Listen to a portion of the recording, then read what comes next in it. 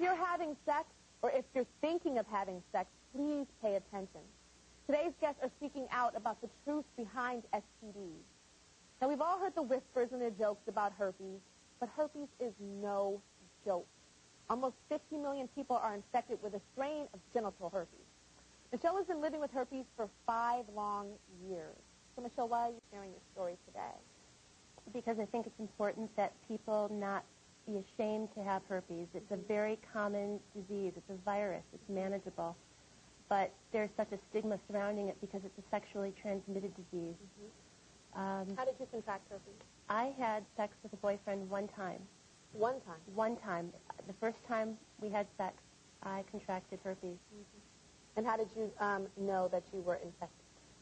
Any relationship I entered or left, I always made sure to be sexually tested before I entered the relationship and when the relationship ended, because I figured entering into another relationship, it was the right and fair thing to do to be responsible. And did you feel a symptom? Was there any type of pain or a blister? Or About a week after he and I had sex, I wasn't feeling well, and I waited another 2 weeks.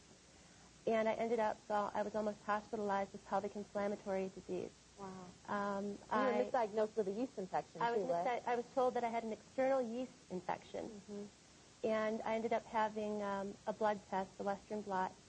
I didn't find out my results until 3 months later because with everything going on, having been so sick, the doctor forgot to sign off on the report. So I called the doctor's office, and I said, I haven't heard from you. I'm okay. And they said, we're sorry. No, you have herpes. And what went through your mind when you were told that you had herpes? What went through your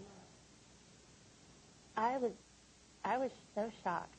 I mean, thinking back to that day, all I thought about was the jokes I'd heard about herpes, the stigmas. That's what I was talking about earlier. It's jokes, jokes, jokes. But so many people have herpes, but a lot of people telling the jokes probably have it. But you hear it's people that are dirty, you know, prostitutes and drug addicts, and I'm none of that. And then I find out I have herpes, and I cried. I would be okay, and then I would just start crying. I was devastated. And how is dating for you now? It's also called AIDS. Okay. And before I accepted that I had herpes and was knowledgeable, someone wanted to take the relationship further, and I told him I had herpes, but not knowing, and the vibes that I was sending out about it being confused and upset, he called me back 3 days later and said, thank you, but I don't even want to know you anymore. What?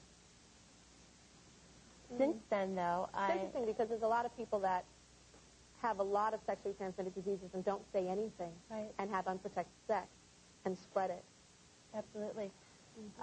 You know, in this audience, statistically, they say that, you know, 25% of people in this audience probably have herpes, and of that, 90% do not know.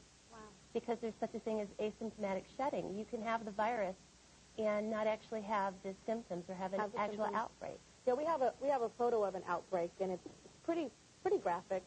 And it's herpes on, not your mouth by no means. This is just an anonymous person.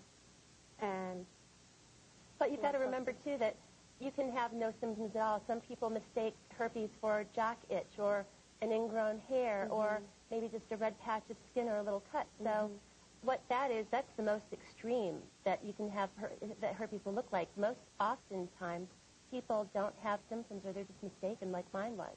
Jackie, how common is herpes? Well, she's pretty much right on with her about 25%, and that 90% of people who have it do not know that they have it. But we have to realize that by the time anybody in this room hits 50% of the people in their age group will have it. That's how quickly it spreads from a young age until 50, and by the time you're 70% of people will have it. How do you treat it now? Now we have, thank you God, we have Valtrex, which... I've seen those commercials. And it's about suppression. They suppress it. We've all seen those commercials. The thing to remember is, though, that you can still shed it even when you're on suppressant medication, but far less likely to shed. You shed it 10 to 20% of the time with no evidence. You have no idea you're shedding the virus. Thank you.